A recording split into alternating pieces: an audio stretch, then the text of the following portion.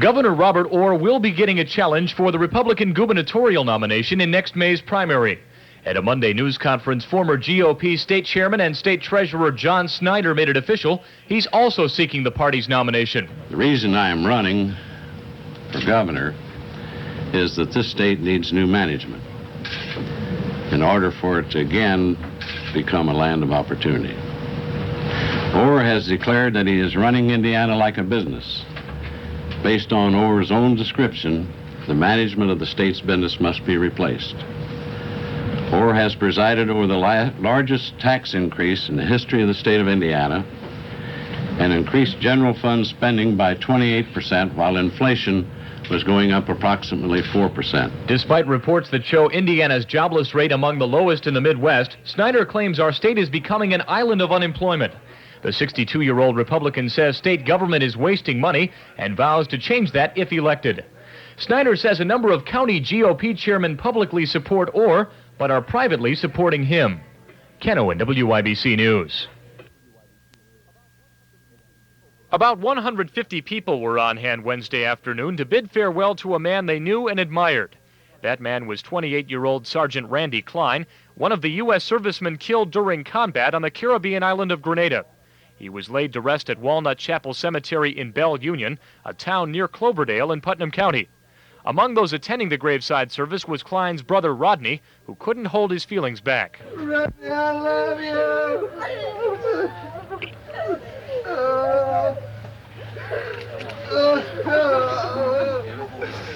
Life's so unfair. God bless it. Klein was given a full military funeral. He was an Army Ranger and was killed during an ambush on a Jeep patrol he was leading in Grenada last week.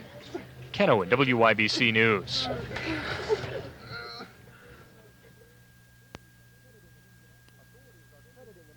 Authorities are crediting an Indianapolis man with saving 3 lives early Saturday morning. 28-year-old Edward Roush was driving north on Southeastern Avenue when he saw flames coming from a house in the nearby 4700 block of South Hiddle. Marion County Sheriff's Deputy Chuck Zimmerman says Roush turned his car around and went to the house. The front door was unlocked at the residence, and he went in the residence, ran upstairs, and woke up Kevin W. Blue, his wife Sharon K., and their 5-year-old daughter Monica K., and safely guided them from the residence. After everyone was out of the house, Roush and Mr. Blue fought the blaze with a garden hose until firemen arrived. And Roush was forced to jump from the roof of the 2-story structure when it started to give way. He suffered a slight wrist injury. Authorities say the blaze started in a flue and caused about $10,000 damage, but could have taken 3 lives if not for Roush's heroism.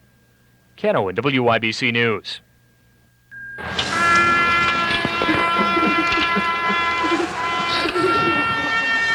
Randy Klein's father says his son was proud to fight for his country and was willing to die for his country. Funeral services were held Wednesday afternoon near Klein's hometown of Cloverdale. The Army sergeant was killed last week during the U.S. invasion of Grenada. Klein was serving his country as an Army Ranger. He and 3 other soldiers died after their Jeep patrol was ambushed. Klein received a full military funeral. About 150 people were on hand. His wife, who is pregnant with his child, wept uncontrollably when she was given the flag that had been draped over her husband's coffin. At the end of the graveside service, Klein's brother Rodney cried out, "I loved you so much. Life isn't fair." Randy Klein was 28 years of age. Ken Owen, WIBC News.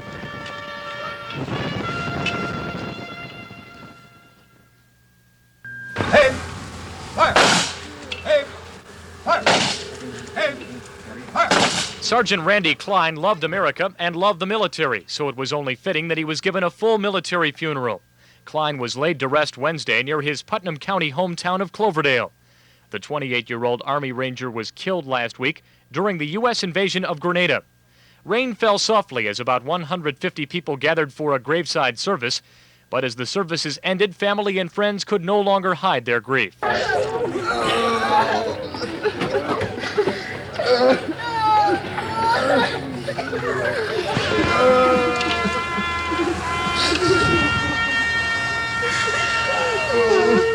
The sergeant's brother, Rodney Klein, cried out, "I loved you so much. Life isn't fair."